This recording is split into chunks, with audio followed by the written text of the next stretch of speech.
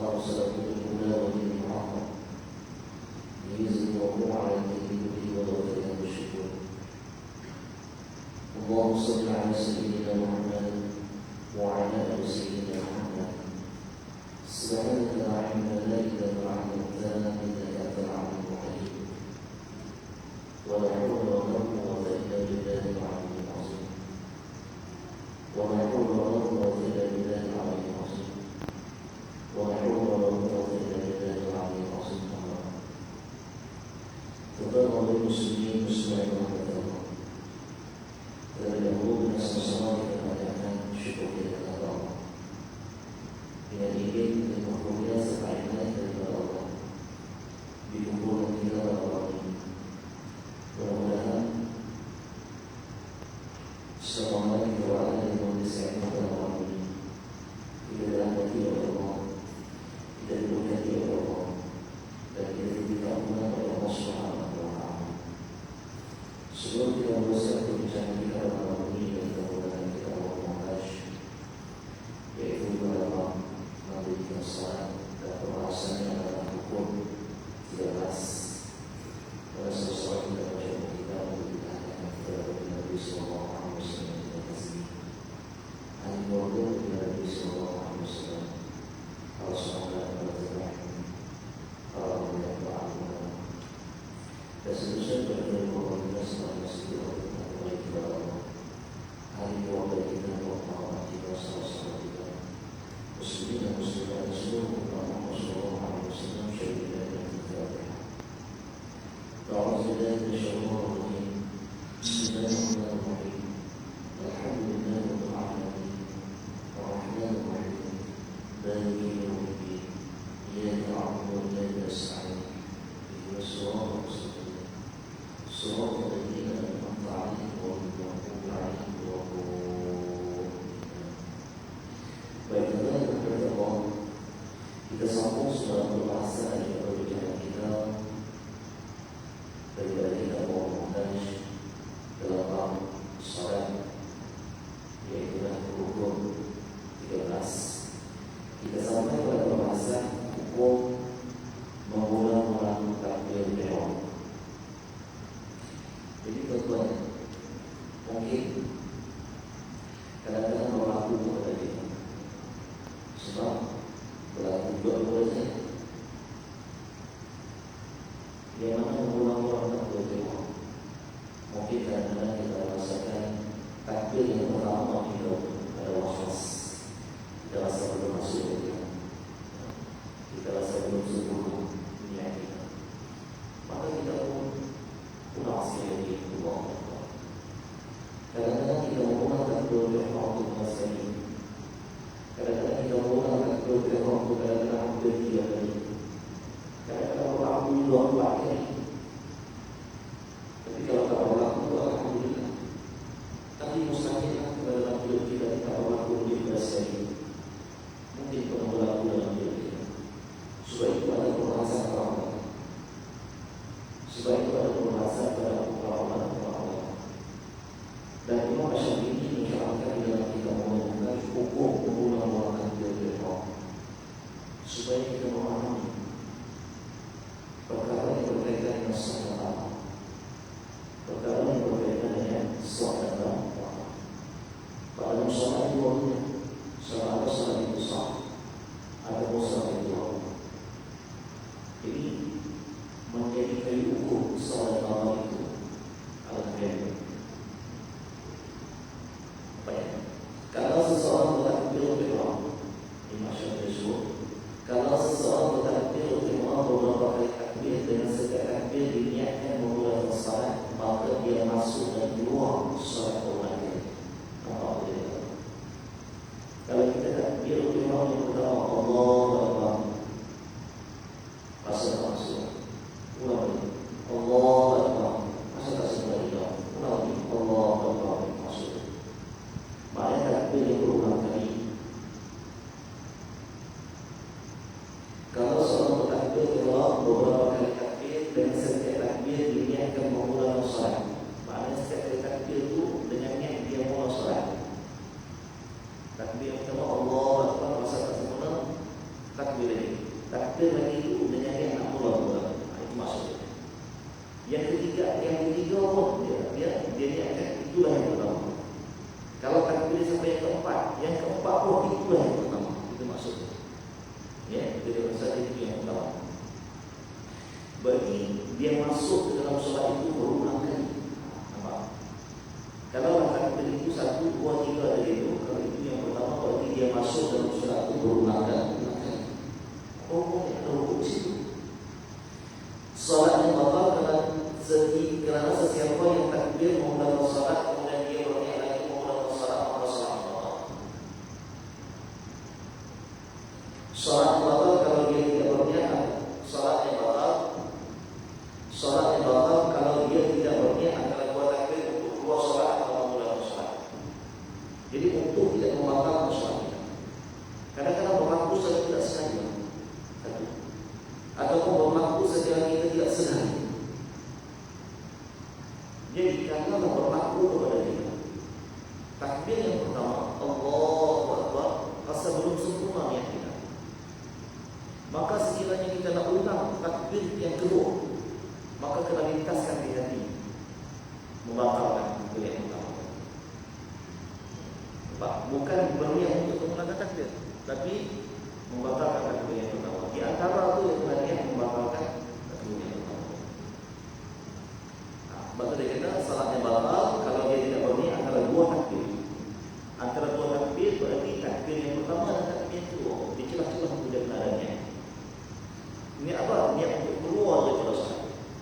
Lepas dia takbir Allahu Akbar, rasa tak sempurna, maka dia kena berniat aku keluar daripada solat. Lintas di hati dia aku keluar daripada solat. Nampak? Sekiranya dia tidak berniat keluar selepas takbir sebelum takbir berikutnya, maka dia telah menamatkan salatnya yang dimulakan dengan takbir itu dan kemudian dia memulakan salat lain dengan takbir lain.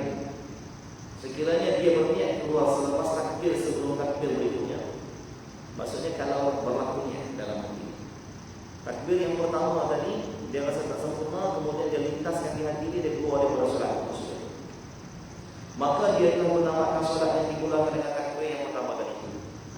Dan kemudian dia memulakan solat lain dengan takbir yang lainnya, atau takbir yang kedua. Barulah solat dia sah. Faham maksudnya?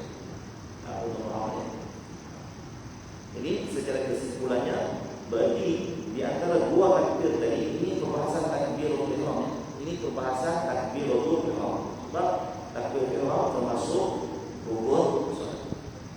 Ya, kesimpulannya berarti kalau kita rasa tak sempurna takbir yang pertama, maka sebelum kita akan takbir yang kedua, lintas dulu di hati kita, aku keluar dari solat. Kita takut takbir yang pertama itu sudah dikira. Sebab bagaimana kita bahas sebelum ya, syarat sahnya kiranya bila mana hadir di hati dia atau melintas di hati itu aku solat, itulah qasar. Fardu iaitu ta'awud dan maghrib iaitu ta'yin.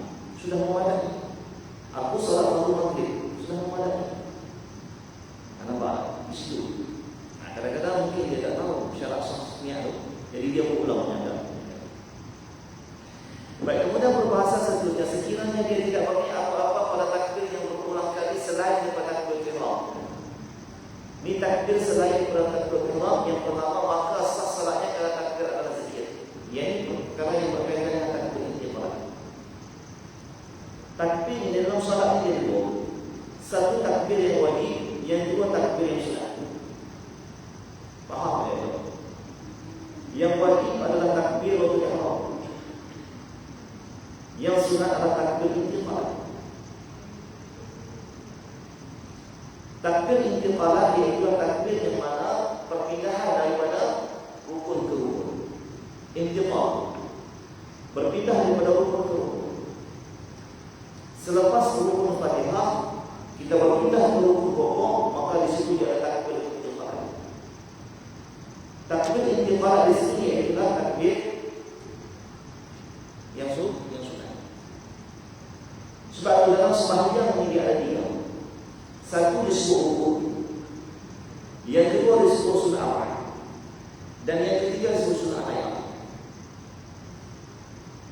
Rukun ni yang 13 yang kita bahas ni. Sementara sunnah arba'ah ni dia 2. Sunnah arba'ah yang pertama iaitulah doa pun. Yang kedua iaitulah tahiyat. Kalau kita nak sebut tahiyat awal boleh. Berarti sunnah arba'ah ni jika ditinggalkan tidak membatalkan solat sebab tak mampu solat, maka ditampung ataupun digantikan dengan sujud sahwi. Namun kalau dia kata aku tak nak sujud sahwi, tetap juga solatnya sah. Sebab nama dia solat. Cumanya berlaku di situ kelompongan. Kelompongan ini maksudnya ketidaksempurnaan solat kita. Bila mana kita tidak menggantikan ataupun tidak ditampung dengan sujud sahwi. Sebab itu tuan-tuan, kalau imam ataupun kita sendiri, ketika mana kita tahayat awal, kita bangun 70% daripada dulu. Kalau kita bangun baru 30%, maknanya kita pas kita duduk istirahat itu, di mana istirahat, bukan istirahat, kita duduk istirahat. Ya, kita duduk tu, dan kita dah rasa nak bangun, baru nak angkat pokok sikit, kita boleh duduk balik. Tapi kalau kita dah bangun 70% dah, dekat dah hampir berdiri dah, maka kita tidak boleh duduk balik. Kalau kita duduk balik, solat kita batal.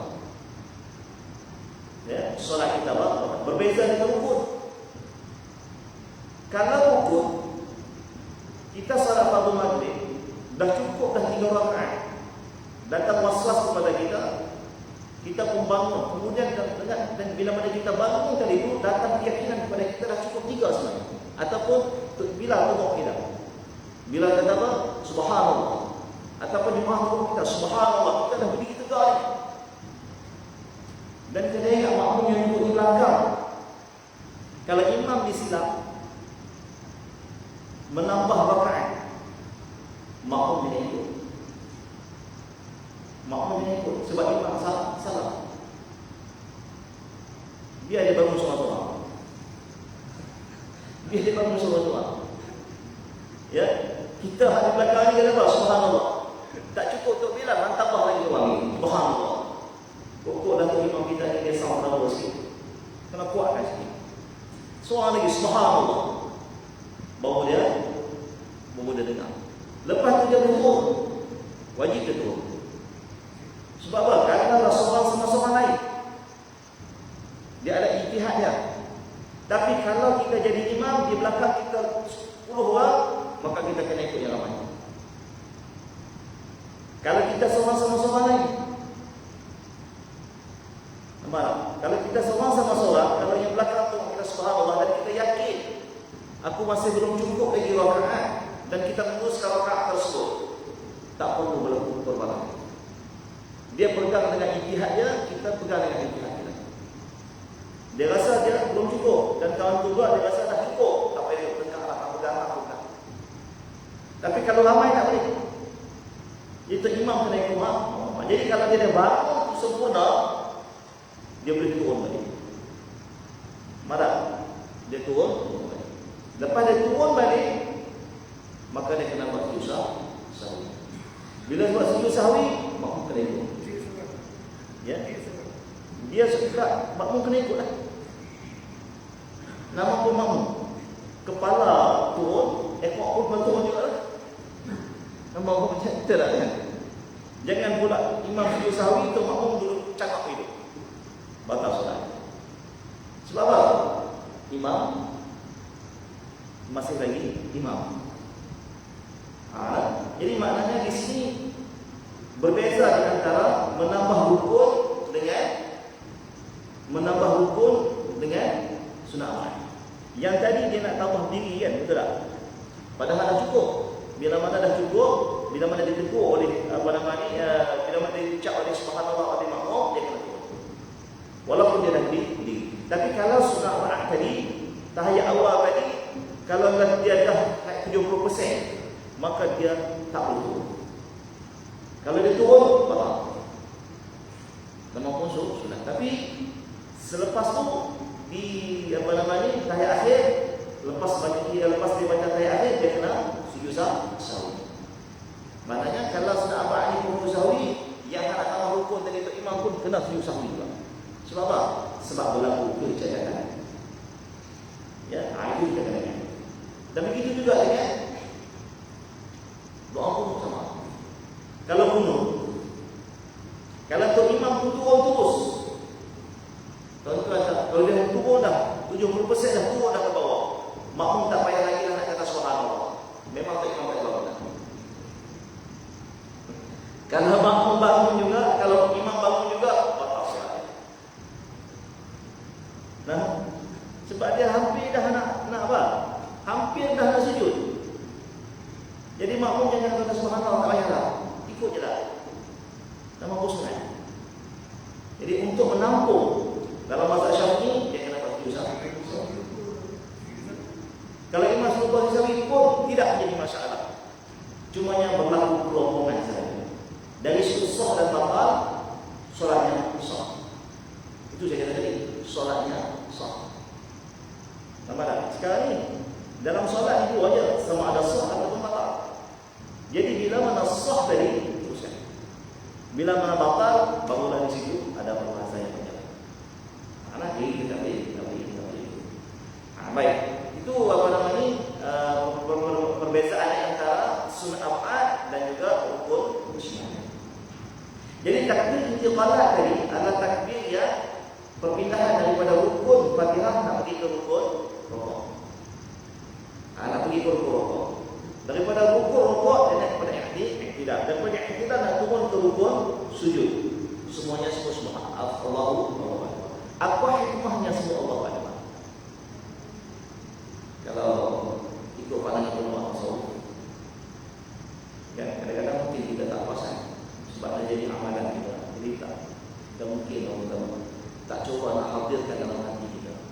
Sebenarnya teman-teman, tidak ada satu pun yang tidak ada hikmah atau rahsia daripada Allah bila mana Allah syariatkan ke atas kita satu-satu perkara. Walaupun dia nama sunat hay'ah, betul kan? Takbir intiqalat itu namanya sunat hay'ah. Tetap juga dia ada hikmah atau rahsia. Cuba tuan-tuan tengok apa makna Allahu Akbar. Bila mana kita takbiratul ihram, Allahu Akbar. Bila mana daripada perpindahan daripada rukun pada mana Fatihah tak ke rukun rukuk, Allahu Akbar. Saya tak suruh dah baca surah sunat kan. Kalau baca surah tu kita Allahu Akbar. Berapa kali kita Allahu Akbar dalam solat? Sebenarnya tuan-tuan, Allah nak bagi tahu kepada kita bahawasanya bila mana kamu sebut Allahu Akbar, tidak ada perkara yang lebih besar melainkan Allah. Walaupun kamu sibuk macam mana sekalipun dengan masalah yang kamu hadapi, besar macam mana masalah sekalipun, ya, Allah itu lebih besar. Maka dia kata, hilangkanlah segala apa-apa sahaja yang berlaku kepada kamu dalam ingatan kamu, hati kamu, perkara-perkara yang lalu. Bagi kita kata macam ni lah, masuk pintu tu sudah tidak ada dunia bagi kita. Amalan. Sebab tu kita kata wajah tu wajah lillahi faqras samawati wal ardh. Maknanya kita menghadap Allah Subhanahu wa taala. Pada waktu itu hanya kita tawajuh kepada Allah. Hanya kita membesarkan Allah Subhanahu wa taala. Walaupun bergantung Nabi ini. Bila sebut Allahu Akbar, hilang rukun ini. Nampak tak? Walaupun ada hutang setinggi gunung, tak, bila sebut Allahu Akbar, hilang hutang. Itu maksudnya. Maknanya tidak ada apa-apa selain Allah. Sebab itu tuan-tuan, rukun apa-apa ni, kalau kita tengok dalam bab apa tu, bab ihsan, an ta'budallaha ka'annaka tarah. Bila mana kamu bersolat, seolah-olah kamu nampak Allah. Kalau kamu tak nampak Allah, Allah nampak Allah. Nampak tak? Jadi waktu kita solat tu, Allah tak bagi kita memalingkan sedikit pun hati kita selain daripada dia. Betul tak? Hatta kalau berlaku kesilapan kepada tok imam, maka tok makmum kata apa? Subhanallah. Satu. Ataupun berlaku kesilapan bacaan imam, maka makmum pun tegurlah ayat yang salah tadi itu. Itu pun ulama pesan kepada kita, tidak boleh kita niat tegur imam. yang kita kena niat ataupun lintas di hati kita pada waktu itu apa dia? Taqarrub kepada Allah. Padahal aku nak tegur dia, tapi tak boleh. Dia kena niat taqarrub kepada Allah. Sebabnya kalau kamu niat tegur Tok Imam, berarti hati kamu dah paling kepada Tok Imam, dan kamu paling diri kamu daripada Allah. Betul tak? Sebab itu kita boleh. Jadi maknanya apa-apa pun di dalam salat, kita tidak boleh memalingkan hati kita daripada Allah. Apa-apa pun. Sebab dalam salat ni ada dua keadaan yang kita boleh tunggu makmum.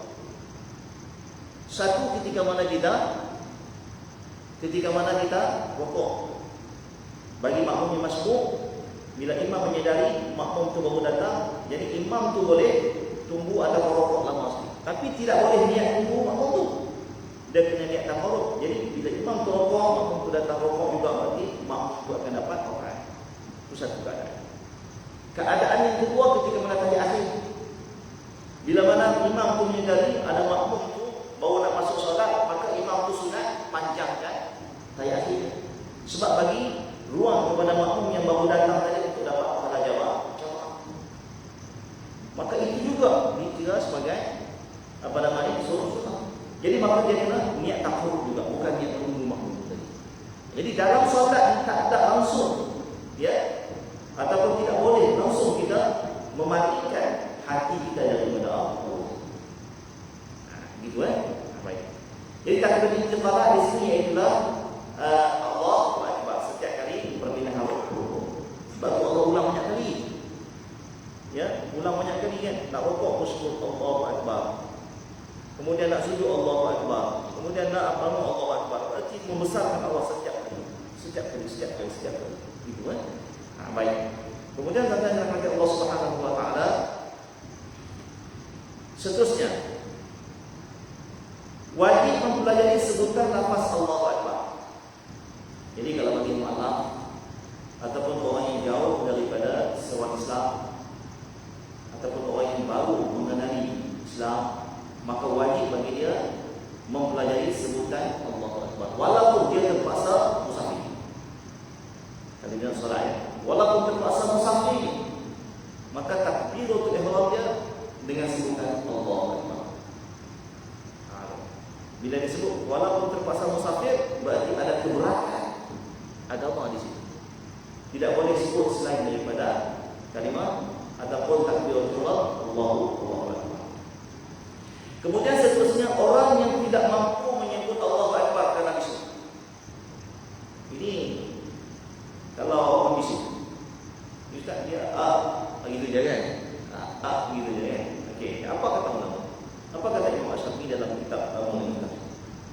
Manakala orang yang tidak mampu menyebut Allahu Akbar kerana bisu, maka dia wajib menggerakkan lidah dan bibirnya bagi menyebut Allahu Akbar setakat mampu. Nampak tak? Di sini ada pembahasan yang tuan-tuan yang kita tu.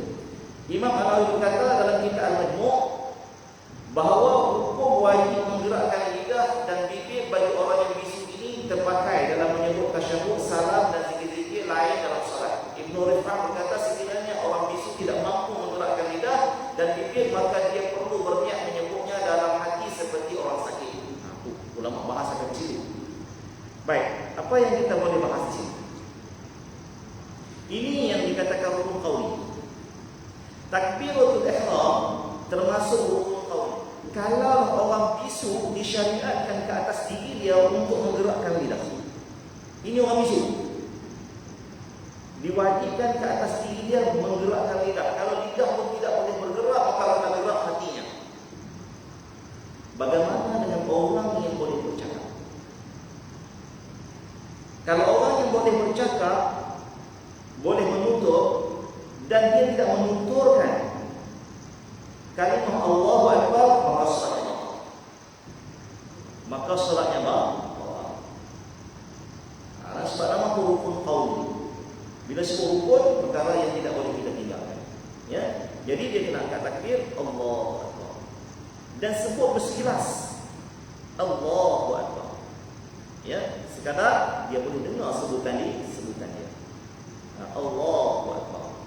Gitu. Jadi kalau kita tengok di perbahasan ni tadi, orang yang bisu pun dia kena menggerakkan lidah dan bibir. Oh, bisu. Tambahlah kita orang yang tak bisu, wajib kita menyebutnya.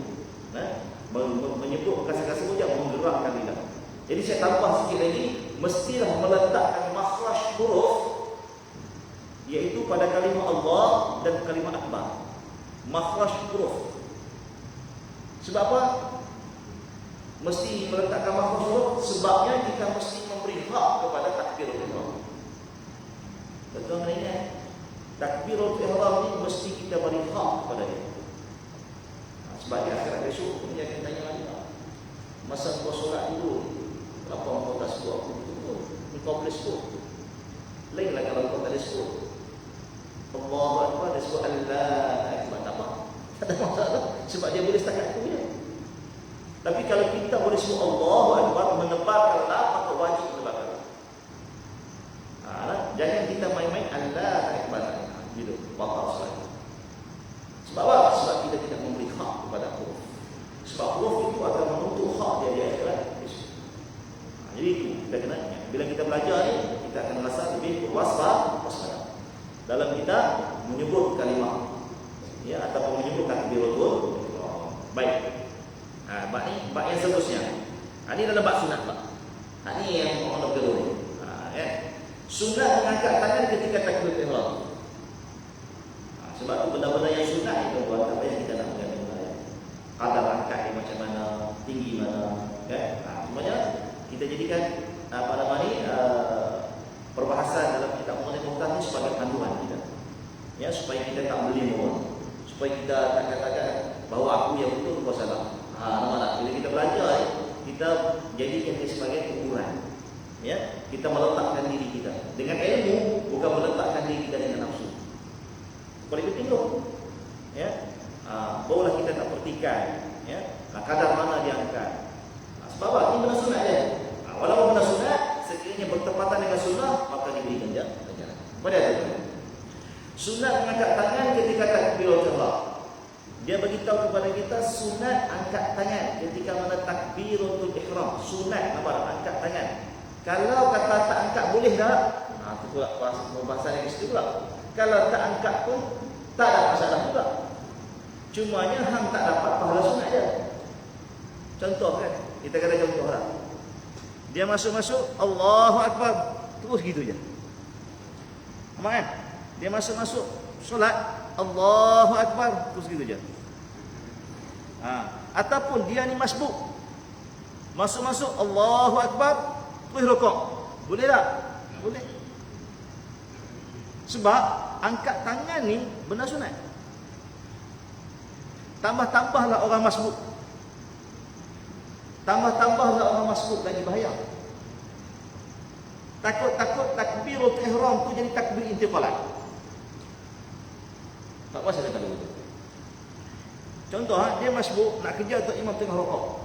Nak kejar tu imam tengah rukuk sebab nak ambil rakaat.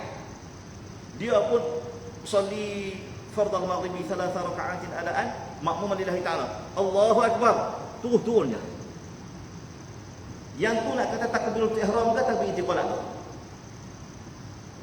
Sebab apa? Sebab tak ada tamakninah langsung. Sedangkan setiap perbuatan solat ni dia ada tamakninah dia. Sedap? Dia ada tamakninah. Jadi kalau berlaku macam tu boleh membatalkan solat. Sedangkan dia kena ada apa? Dia kena ada tamakninah. Kan? Sebab angkat tangan ni sunat. Kalaulah dia nak kerja atau imam sekalipun, kalau dia nak ambil sunnah, dia angkat tangan, maka dia kena Allahu Akbar. Qiyam pun sunat juga. Jadi kalau nak qiyamlah. Qiyam. Kemudian baru dia turun Allahu Akbar. Dia Allahu Akbar dengan kadar sebelum bergerak untuk menuju ke rukuk tu sama dengan imam tu cukup dengan kadar subhanallah. Kalau dia baca subhanallahil azim ya bihamdi, itu lagi baguslah, lagi panjang sikit kan. Tapi subhanallah pun dah memadai. Maknanya dia ada tamakninah di situ. Jangan Allahu Akbar terus rukuk. Tidak ada tamakninah, maka boleh batal solat. Kalau dia tak angkat tangan ni ada. Dia masuk-masuk tengok rukuklah. usalli fardal maghribi 3 raka'atin adaan ma'mum lillahi ta'ala Allahu akbar. Baru dia rukuk. Tak apa. Boleh tak payah angkat tangan. Jadi hukum angkat tangan ni adalah sunat. Kita ambil faham yang dulu. Ya, supaya tak berbahas perkara ni yang lebih banyak. Ya. Bila benda sunat ni ditinggalkan tidak membatalkan solat. Cumanya kita tidak dapat fadilah. Baik ya. Ijma' ulama mengatakan, baik bila sebut ijma' ulama maknanya lebih daripada 3 orang. Ya, lebih daripada 3 orang ulama. Ijma' ulama mengatakan sunat bagi orang yang salat mengangkat kedua tangannya ketika takbiratul ihram. Sebagaimana yang dinukilkan oleh Ibnu Muzir dan ulama-ulama yang lain. Sekalipun salat mengiring dengan menghadapkan kedua tapak tangannya ke kiblat, mencondongkan sedikit hujung jarinya ke arah kiblat, menggerakkan jarinya sederhana jarak dan membuka kedua tapak tangan. Kedua tapak tangan hendaklah diangkat sehingga bertentangan dengan dua bahu berdasarkan hadis Umar radhiyallahu anhu bahawa Nabi SAW mengangkat kedua tangan hingga ke bahu ketika memulakan salat. Baik. Yang ini kena ingat. Disunatkan kepada kita untuk angkat tangan ni bagi orang yang mampu. Maksudnya macam kita orang yang mampu kan, orang yang diberi kekuatan, ya, yang boleh angkat tangan dengan sempurna, maka kita angkatlah tangan dengan sempurna. Kadarnya nanti kita sebut. Jadi ulama nak bagi tahu kepada kita, angkat tangan ni walaupun kita mengiring. Walaupun kita mengiring, kita disunatkan juga. Mengiring, kita kita solat mengiring ya. Sebelum kita solat melentang, dia kena solat mengiring dulu. Berarti mengiring ke arah kiblat. Kepala kita sebelah kanan, bahu lambung kita di bawah. Kan? Sunat juga kita angkat tangan. Dia nak beritahu bahawasanya fadilat angkat tangan ni so. Jadi angkat tangan juga. Itu kan. Kalau kata mengiring pun disunatkan untuk kita mengangkat tangan. Ini kan bila mana kita dapat mengangkat tangan ketika mana kita sihat. Baik, apa dia sebut? Ijma' ulama mengatakan sunat bagi orang yang salat mengangkat kedua tangannya ketika takbiratul ihram sekalipun salat mengiring dengan menghadapkan kedua tapak tangannya ke kiblat, mencondongkan sedikit jari-jarinya ke arah kiblat. Baik, ini cara dia. Nampak tak dia beritahu? Jadi kalau orang tanya kita, dia kata condong. Maknanya ni dia condong sedikit begitu. Nampak tak? Kalau ikut dalam kitab Mughni Muhtaj, dia kata condong sedikit ke kiblat. Dia tak macam tu. Ini bukan condong, ini menegak ke atas. Nampak kan? Kemudian dia kata selepas kamu condongkan sedikit hujung jarinya ke arah kiblat, menjarakkan jarinya sederhana jarak dan membuka kedua tapak tangan. Jarak sedikit. Ini jarak sedikit, bukan kapak je tu. Nampak bukan kapak je tu. Dia kata menjarakkan sedikit. Jarakkan sedikit. Ni kita naik pahala sunnah lah. Jarakkan sedikit. Berarti buka sedikit ruang-ruang lagi. Begitu kan. Sederhana jarak dan buka kedua tapak tangan. Kedua tapak tangan hendaklah diangkat sehingga bertentangan dengan dua buah kaki. Buka kedua tapak tangan ni. Maksudnya buka ni. Bukan pekuk dulu tu. Nampak tak? Bukan memekuk macam tu. Buka. Berarti bukalah ya. Baik. Kemudian seterusnya dia kata buka kedua tapak tangan hendaklah diangkat sehingga bertentangan dengan dua bahu. Ini yang pertama. Mengangkat sehingga bertentangan dua bahu berdasarkan hadis Ibnu Umar bahawa Nabi SAW mengangkat kedua tangan hingga ke bahu ketika memulakan solat. Mana dia? Bertentangan dengan bahu. Mana? Ni bertentangan dengan bahu. Begitulah. Kayak gitu. Dia sederhana. Nampak kan? Maknanya bertentangan dengan kedua bahu. Ini yang pertama. Ini yang pertama. Pandangan ijma' yang pertama. Maknanya bertentangan dengan dua. Sebab tu kalau ada orang yang angkat tangan Allahu Akbar, ini ada juga dalam kitab. Ini ada juga dalam kitab. Sebab tu kita tak boleh perhatikan. Jangan kita pegang hanya satu pandangan saja. Dia nak pegang pada pandangan dia nak hanya satu tak boleh. Yang dia ada tiga di sini. Yang pertama dia kata bertentangan dengan bahu. Baik, tengok yang seterusnya. Imam An-Nawawi berkata dalam Syarah Muslim dan lainnya, makna mengangkat tangan hingga bertentangan bahu ialah hujung jarinya menyamai bahagian atas telinganya, ibu jarinya menyamai anak telinga, dan bukaan antara tapak tangannya selari dengan bukaan bahunya. Maksudnya mana? Di mana kita apa? Ni. Maknanya hujung jari ni sama dengan hujung telinga. Ni kalau kita tengok sini, hujung jari ni sama dengan hujung telinga ni. Takkan waktu sembahyang nak ukuk nunggu tu tak lah kan. Jadi hujung jari ibu jari ni sama dengan cuping telinga di bawah. Sebab tu tuan-tuan, dalam mazhab Syafi'i, kalau kita tengok dalam kitab Muqaddimah Musalli, ada orang solat dia akan sentuhkan telinga dia. Betul tak? Betul tak? Dia ambil perbahasan ni lah. Ya, dia akan menyentuh. Okay, maksudnya jaraknya di sini sama dengan telinga. Yang atas ni sama dengan sini. Nampak tak? Itu. Jadi maka dia kata mengangkat tangan hingga bertentangan bahu ialah hujung jari-jarinya menyamai bahagian atas telinga. Hujung jari ni, hujung jari hantu kita ni menyamai atas telinga ni. Ibu jarinya menyamai anak telinga. Ni anak telinga ni. Okay. Kemudian dan bukaan antara tapak tangannya selari dengan bukaan bahu. Tapak tangan ni selari dengan bukaan bahu. Okey. Imam Azra'i berkata, makna mengangkat tapak tangan selari dengan bahu ialah hujung jarinya menyamai dua bahu. Ni pandangan yang terusnya Azra'i, dia kata apa? Hujung jari ni sama dengan sini. Mana? Maknanya tadi, kalau kita tengok, ada dua pandangan di sini. Yang pertama, apa dia? Yang pertama, ujung sini menyamai dan ibu jari ni sama dengan bawah ni. Macam kita buat lah, mazhab Syafi'i kan? Allah gitu. Tak sentuh telinga pun tak apa, agak je bukaan tu. Yang kedua, apa dia? Sini sama dengan bau. Imam Azra'i dia kata yang ni sama dengan bau. Sebab tu ada orang yang sampai setakat tu je. Nampak kan? Sampai setakat ni je. Ada juga sebab ada pandangan ulama disebut dalam kitab Muqaddimah Muhtasyadah. Jadi sebab tu kita jangan perhatikan. Ya. Mungkin dia berpegang dengan pandangan yang kedua ni. Jadi kalau yang ni saya tak tahu. Dia ambil kitab mana kena tanya. Kalau solat Allahu Akbar sampai situ je. Bila sampai ada tak macam ni? Ada kan? Yang ni tuan-tuan akan tanya dia sendiri. Saya Allah Alam. Ya, kalau dia masuk Allahu Akbar. Itu je. Sama dengan dada dengan perut dia. Allahu Akbar. Itu je. Yang tu Allahu Alam. Saya tak tahu dia ambil di mana. Kalau boleh, tanyalah dia ambil di mana.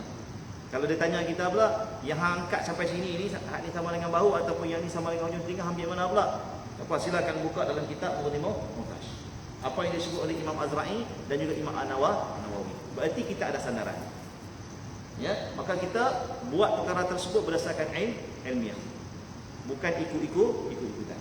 Ya, yang tu yang penting. Sebab dia akan dapat dua pahala.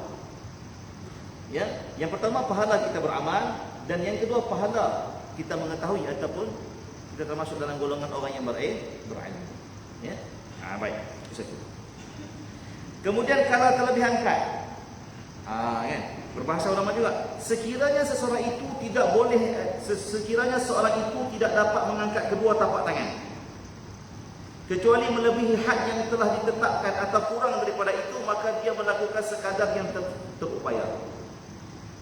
Sekiranya dia boleh mengangkat lebih dan juga boleh mengangkat kurang daripada yang ditetapkan, maka lebih aula dia mengangkat lebih daripada yang ditetapkan. Dengan itu dia melakukan kadar yang diperintahkan dan lebih sedikit daripada itu. Jadi maknanya kalau orang yang tidak boleh angkat tangan dia oleh kerana uzur ataupun apa-apa yang menghalang dia daripada untuk nak mengangkat lah ya. Uzur lah senang kan. Jadi dia boleh angkat teratu je. Angkat teratu pun tak apa. Dia boleh angkat teratu je. Dia boleh angkat sikit itu je sebab dia mungkin Parkinson ataupun dia mungkin dia kena stroke. Dia boleh gerakkan sikit itu je. Maka setakat itulah takbir angkat tangan ketika takbir ihram. Dapat pahala sempurna tak Ustaz? Dapat pahala sempurna. Dapat pahala sempurna. Berbeza dengan kita yang boleh angkat sempurna tapi nak angkat teratu je, maka tidak dapat pahala. Nampak tak Sebab apa? Sebab dia tahu boleh angkat habis tapi dia nak angkat tahu tu je. Dia berarti dia mempermainkan sunnah. Jadi maknanya kalau orang yang diberi rukhsah keringanan atas sebab-sebab tertentu, maka kalau setakat tu lah dia angkat. Sebab dia boleh setakat tu je. Maka dia akan dapat pahala sempurna. Sebab apa dia dapat pahala sempurna? Kita balik kepada ayat Allah, illal ladzina amanu wa 'amilus shalihat falahum ajrun ghairu mamnun. Maknanya bagi mereka itu pahala yang berterusan, kata Allah. Sebab apa? Semasa dia sihat dia boleh angkat sempurna. Dia tak boleh angkat sempurna sebab dia kena stroke. Maka walaupun dia angkat teratur, pahala itu akan dapat berterusan. Itu dalilnya. Ya, sebab tu tuan-tuan ya. Kalau contohlah atau pujamah ya, tiap hari pergi masjid ya. Tiba-tiba satu hari Datuk tak boleh main masjid. Atas sebab-sebab tertentu, bukan atas diri Datuk sendiri. Maka walaupun Datuk tak boleh datang, Datuk tetap juga dapat pahala yang berterusan. Itu yang kita nak. Itu yang kita nak. Sebab tu orang yang melazimi datang berjemaah ni, satu hari dia tak dapat datang bukan atas sebab diri dia. Itu aja ya.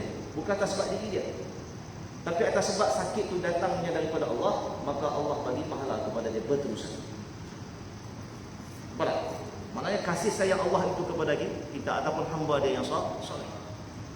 Ya Datuk. Aha.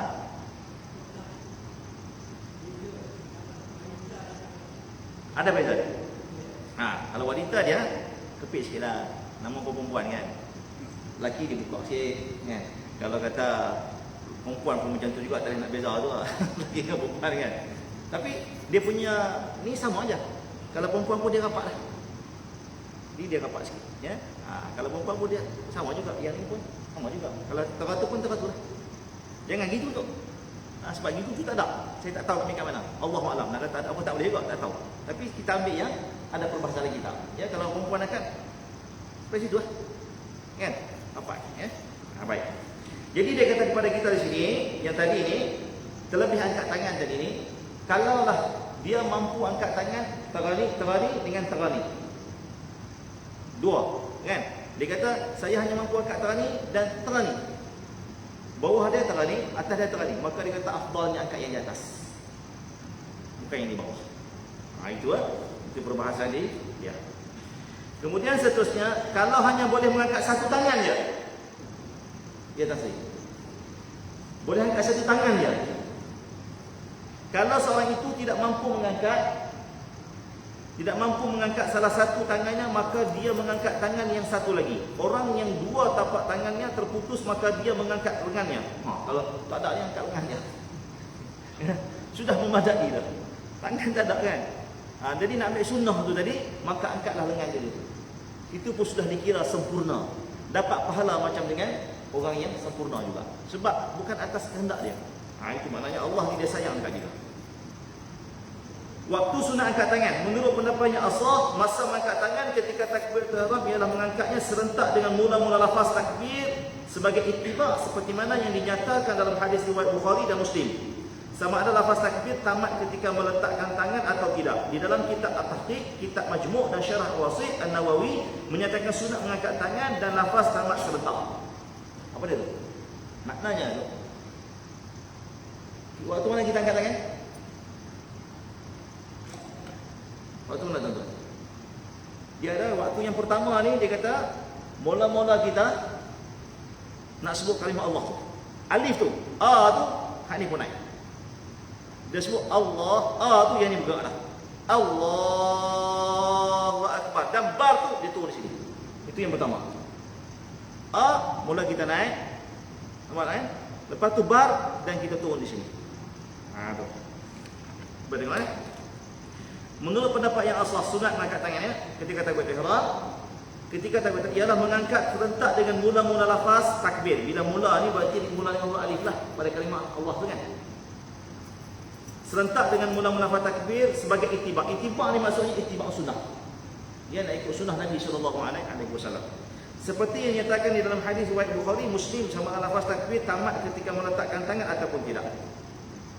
Okey. Di dalam kitab At-Tahqiq dan Majmu' dan Syarah Al-Wasit An-Nawawi menyatakan sunat mengangkat tangan dan lafaz takbir tamat serentak. Macam tadi lah saya betul. Kalau mazhab.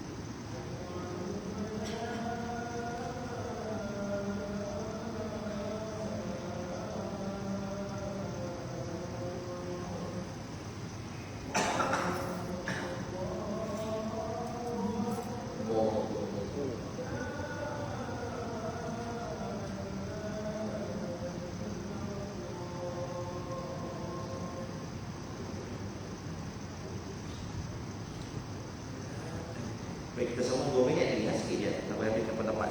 Biasa kita keliru. Ya.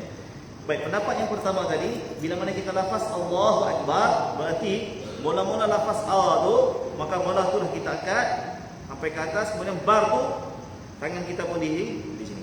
Baik, pendapat yang kedua. Pendapat yang kedua mengatakan mengangkat tangan sebelum melafaz takbir. Sebelum melafaz Allah tu, sebelum melafaz Allah tu, dan bertakbir serentak dengan mula-mula menurunkan. Macam mana? Dia apa nama ni? Sebelum takbir dia angkat tangan dulu. Ada orang macam ni. Tangan dia duduk sini, baru dia Allahu Akbar.